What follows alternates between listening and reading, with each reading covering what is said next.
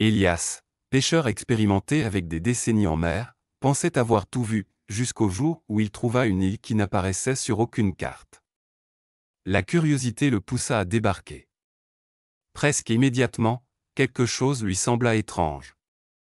Son téléphone n'avait aucun signal, et une étrange inquiétude s'empara de lui. Alors qu'il hésitait à partir, il marcha sur quelque chose de cassant, c'était un os.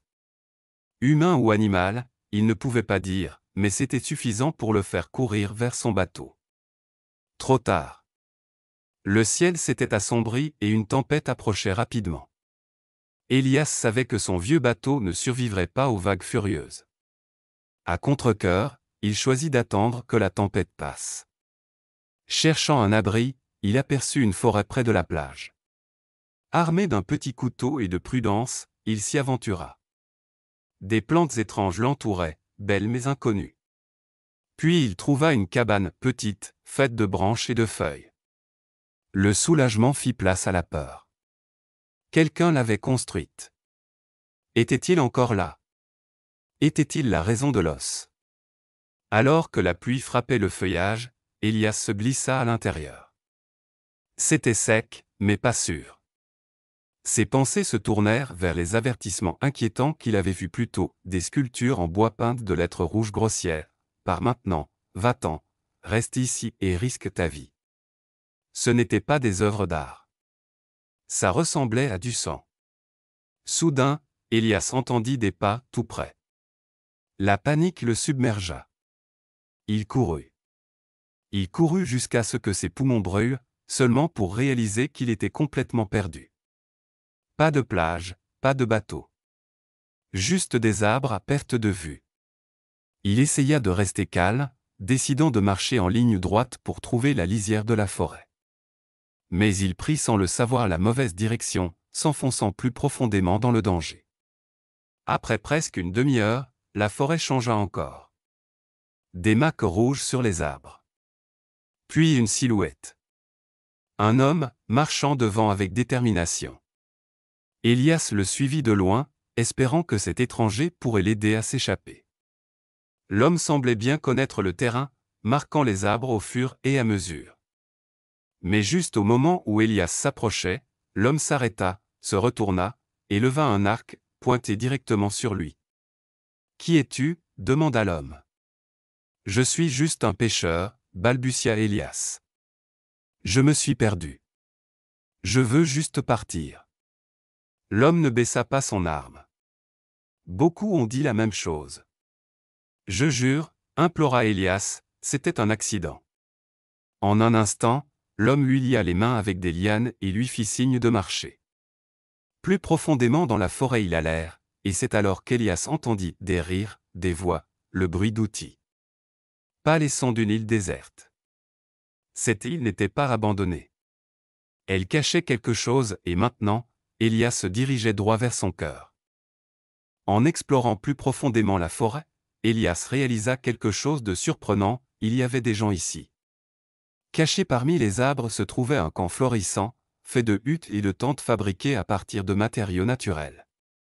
Les gens bougeaient avec un but silencieux, cuisinant, entretenant des feux, fabriquant des outils. Des enfants riaient et couraient librement. Cela ressemblait à un village hors du temps, complètement déconnecté du monde extérieur. Lorsqu'ils remarquèrent Élias, tout s'arrêta. Les conversations cessèrent. Les outils furent posés. Tous les regards se tournèrent vers lui, l'étranger. Une femme s'avança de la foule, sa posture était forte, son regard perçant. « Qui es-tu » demanda-t-elle. « Et comment as-tu trouvé notre île ?»« Je suis Élias » répondit-il calmement. « Un pêcheur. Je suis tombé sur cet endroit par accident. Je ne voulais aucun mal et juste de la curiosité. » La femme l'observa, puis hocha légèrement la tête. Deux hommes le conduisirent à une petite tente. Il devait y passer la nuit, sous surveillance. Au matin, le camp reprit vie. Élias observa comment les insulaires vivaient en harmonie avec la terre, pêchant, récoltant, construisant. Le chef revint et dit, « Nous avons décidé. Tu auras la chance de prouver ta valeur. Si tu ne veux pas faire de mal, montre-le-nous. On lui donna 3 tâches, réparer un filet de pêche déchiré, cueillir des fruits et herbes spécifiques, et allumer un feu avec des outils primitifs uniquement.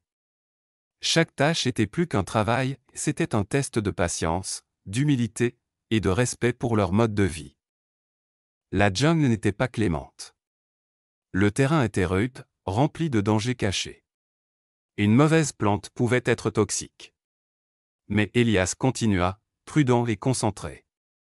Il répara le filet, trouva les bonnes herbes, et enfin, avec des mains couvertes de cloques, alluma un feu. Peu à peu, les insulaires s'ouvrirent à lui. Certains partagèrent des fragments de leur passé, des histoires de villes bruyantes laissées derrière, de paix trouvée ici dans la simplicité de la communauté et de la nature. Elias écouta. Il commençait à comprendre. Puis vint l'épreuve finale. Retrouve la plage où tu es arrivé, seul, dit le chef. Sans guide. Sans carte. Elias accepta. En marchant, il se souvenait des cris d'oiseaux, des directions du vent, des marques poignées de main, des sourires doux, des hochements de tête silencieux. La tension qu'il avait accueillie avait disparu. Même les enfants, auparavant méfiants, vinrent vers lui avec des yeux curieux. Avant son départ, le chef le retira à part.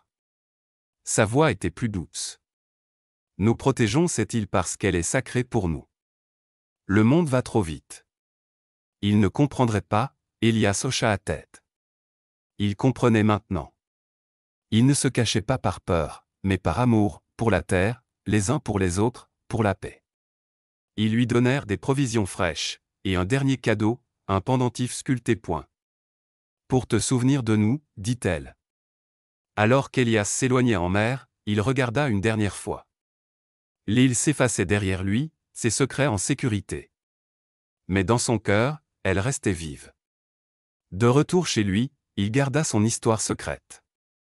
Quand on lui demanda où il était allé, il parla seulement de tempêtes et de problèmes de bateau. La vraie histoire, l'île, les gens, restait la sienne.